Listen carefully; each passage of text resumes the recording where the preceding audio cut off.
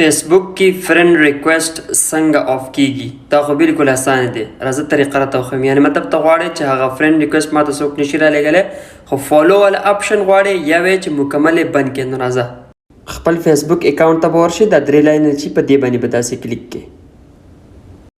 کلیک کو ښکته به لږ راشې. په دې ځای کې یو اپشن دی، دا دی پرایویسي شارټ کټس. په دې باندې داسې کلیک کړې. دلته کې یو بل اپشن دی، دې ته وایي سی مور پرایویسي سیټینګز. په دې به داسې کلیک کړې.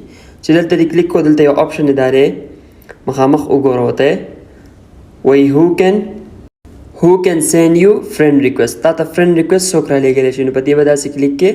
نو دلته کې 3 اپشن دي. هر کس ایوری ون ته وایي چې هر کس تاسو ته رالیږلی شي فرند ریکویسټ، نو هغه دی ایوری ون.